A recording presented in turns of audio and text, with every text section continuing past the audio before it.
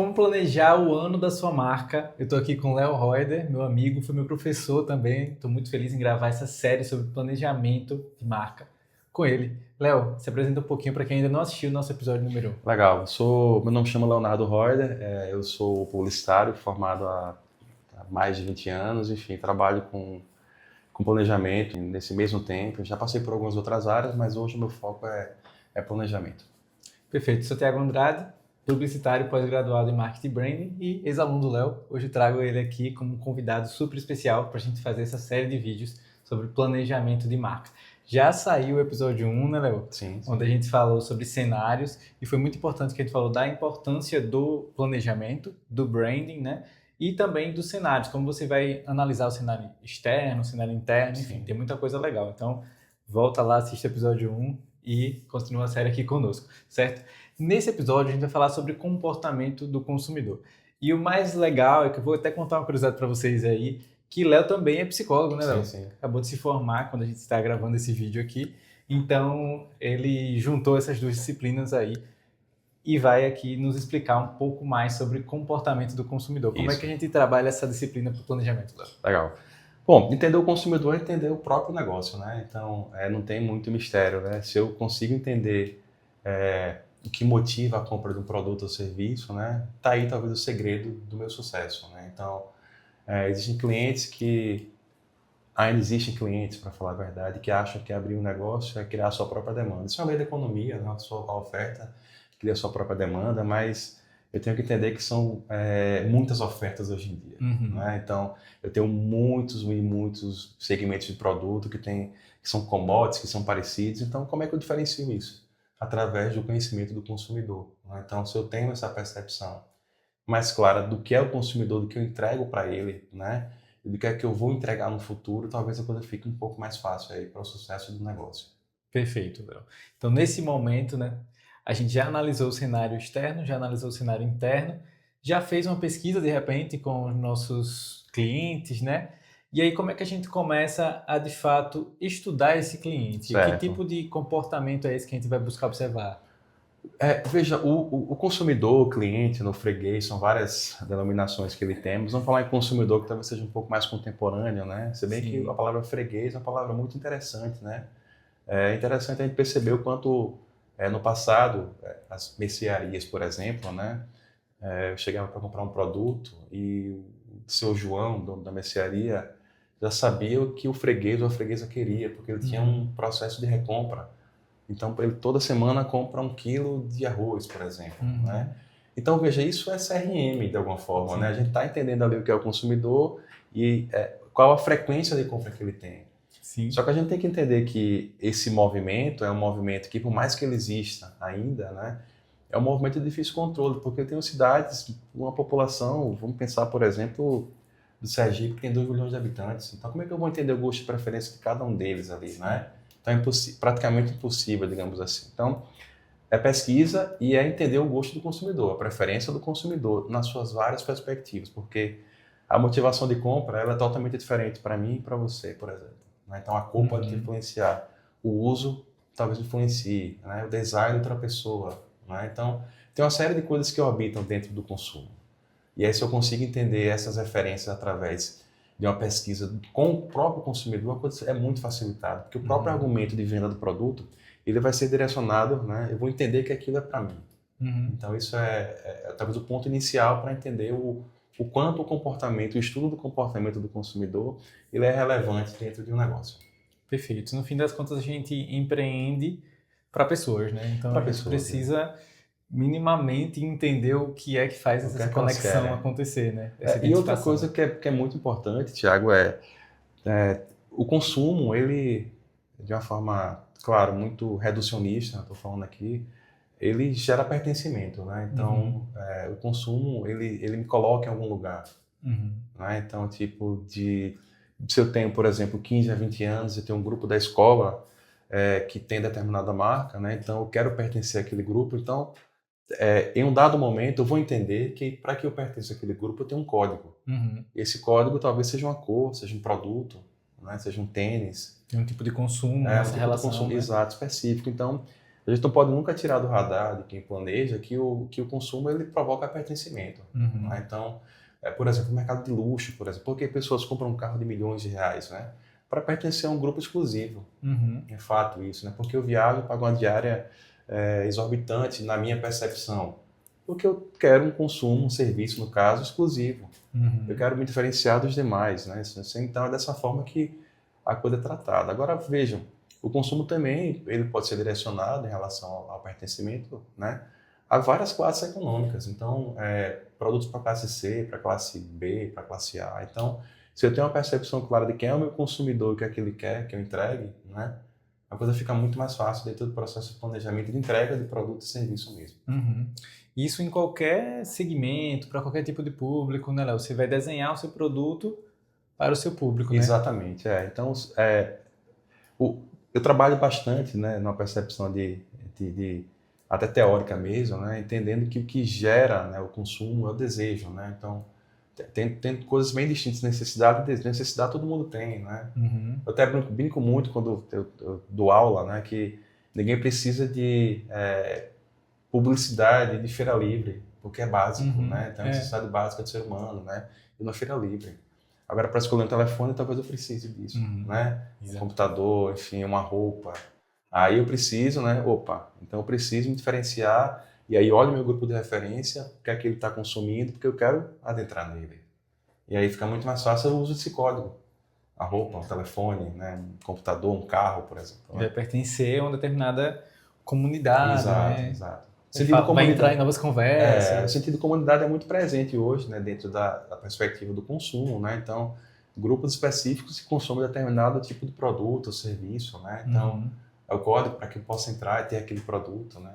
A cor da minha camisa. Então, por exemplo, meu público jovem que se veste com uma determinada cor, por exemplo, né? Preto, branco, azul, amarelo. Então, ou se eu quero pertencer àquilo ali, então eu vou lá e me insiro, né, como uma forma de acesso, meu ingresso, talvez, para aquele grupo, né? Isso, e eu acho muito importante falar também, quando a gente fala de conexão, pertencimento, identificação, em como a marca ela precisa ser verdadeira, autêntica com ela mesma, né? Sim. Entender a essência do negócio, entender o posicionamento real da marca, para que também não seja aquela coisa de vou analisar um público aqui e fazer algo que não é o que acontece na prática, né, Léo? Exato. Isso, uma hora, não vai dar certo. Não dá porque uma hora a máscara vai cair. Né? Então, eu sempre gosto de falar sobre isso porque às vezes a gente faz um bom trabalho, né, de construção de marca, mas com uma comunicação que não é eficiente, né?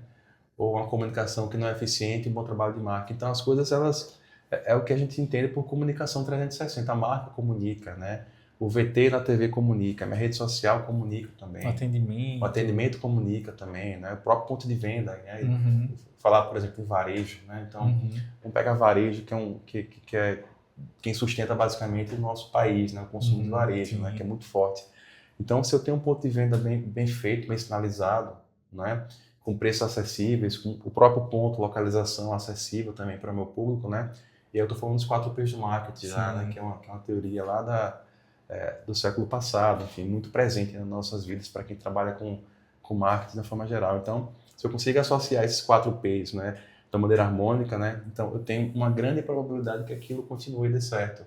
Mas se meu preço é equivocado, não escutei o meu consumidor para entender, por exemplo, qual o preço que ele está disposto a pagar por aquilo. O preço é muito alto na média do produto que é concorrente, então eu pesquiso, eu tenho acesso à informação, vou no concorrente. Simples, né? Exato. Eu não comunico o meu produto para um mercado. Eu acho que o meu produto ele vai vender por si só. Não vai. Porque tem 20 ou 30 ou 40 ou 50 que também estão vendendo aquele produto que você está. Então, como é que diferencia isso? Com uma boa marca, uma boa comunicação, um bom atendimento. A comunicação no ponto de venda, que é o merchandising também, que existe, é muito forte, né? Então, todos os fatores, eles unidos, eles comunicam para o consumidor. Eles passam a percepção para o consumidor. E é ali que ele vai decidir. Lembrando uma coisa que é muito importante, que a publicidade ela não vende nada para ninguém, ela lembra. Perfeito. Se fosse reduzir a publicidade a uma palavra, recall, é lembrança. É lembrar, né? Então, lembrar da marca de café. Por que eu lembro do café A ou B? Né? Porque certamente tive contato com aquela marca, eu vi algum tipo de material com aquela marca, né? A minha experiência com a marca ela foi boa. Não é um processo rápido, não é uma jornada rápido, né? Não com vários contatos que teve com essa marca. Não. E outra coisa que é importante também, até você vê marcas que são já consolidadas, elas fazem comunicação ainda. Por quê? Porque é importante que elas continuem gerando lembrança, continuem gerando negócios, Não né? cai no esquecimento. E não é. Então, assim, você pega uma marca famosa que tem uma linha, várias linhas de produto, por exemplo, é a mesma marca, mas com a linha de produtos muito ampliada. Eu estou gerando faturamento. Né? Eu sou líder de consumo no café A. Então, eu vou lançar um café para B, ou um café para um público específico, e vou gerar mais faturamento para minha empresa ali. E isso né? você está olhando no comportamento também, né, Léo? Exatamente, Justamente o comportamento porque do você está vendo o consumidor. seu produto lá e está vendo, tem uma determinada parcela que compra para experimentar porque acha muito legal, mas não consegue fazer uma recompra frequente. Sim. Então eu vou lançar um produto novo que está mais acessível, né? Exato. Direcionado E para aí esse eu público. observei o que? O próprio consumidor, né? O próprio consumidor. Tem uma parte da psicologia que a publicidade se apropria muito, e o marketing são os grupos de referência, né? Então, e aí tem até uma analogia da cebola, né? Eu nasço numa família, sou muito ali pelos pais, pelas mães. Eu vou começando a sair desse centro, vou ampliando meus contatos com a escola, né? Grupo de amigos da rua, né? Do condomínio, da faculdade. Então, vou ampliando meus grupos de referência, meus grupos de contato. E cada grupo de referência, né, tem o seu código, se comunica de uma forma, recebe de uma forma específica, né? Sim. Então, se eu tenho isso muito claro e entendo essa perspectiva do meu consumidor, é muito mais fácil eu me comunicar com ele. Que tipo de argumento ele quer receber, que tipo de cor ele quer receber, né? Que tipo de benefício do produto ele quer receber. Muita gente acha que tem uma empresa e faz uma fachada bonita ou alguma coisa do tipo, e pronto, as pessoas vão ter esse desejo, mesmo sem ter escutado essa pessoa, né, Léo? Sem ter entendido o que de fato, ou seja, não passou pelo cenário, não assistiu o episódio número 1, não analisou o comportamento do público, não buscou ouvir, e aí chega lá, não, eu fiz isso aqui tá bom. Fonte, vozes da minha cabeça. Exato. Não é assim, né? Então, assim, a informação, ela... Tem um livro bem interessante que eu li há muito tempo atrás, chamado Marketing Biruta. Biruta é aquele objeto que fica nos aeroportos, né? Que eles sinalizam o vento, né? E aí é um grande consultor mundial de marketing e eu li isso no início da minha carreira mesmo. E ele escrevia lá que a propaganda não é a alma do negócio, é a informação que é a alma do negócio. Perfeito. Às vezes tem marcas e produtos, serviços que nem precisam de publicidade. Precisa de outra ferramenta de comunicação, ponto de venda, assessoria, relações públicas. Então, se eu entendo, olha, mais uma vez, eu falo, desço, eu estou aqui no consumidor. Como é que o consumidor ele tem preferência para receber, por exemplo, aquela comunicação do meu produto? No próprio ponto de venda. Então, a comunicação do ponto de venda, o merchandising do ponto de venda, a promoção de vendas, que é outra mecânica, outra dinâmica dentro do P-promoção, mais indicado para aquilo. O meu consumidor ele tem predisposição a assistir vídeos de YouTube ou internet ou televisão. Opa, então vou lá para a propaganda tradicional, né? O meu consumidor ele é impactado, por exemplo, no digital, então vai para o digital. Ele é impactado pela assessoria de imprensa do meu produto, quando eu divulgo notícias na imprensa ou no determinado mercado. Então, eu vou para a assessoria de imprensa. Então, veja, eu rodo e estou parando sempre nesse ponto central que é o consumidor. É dele que parte as informações para que eu siga. Perfeito.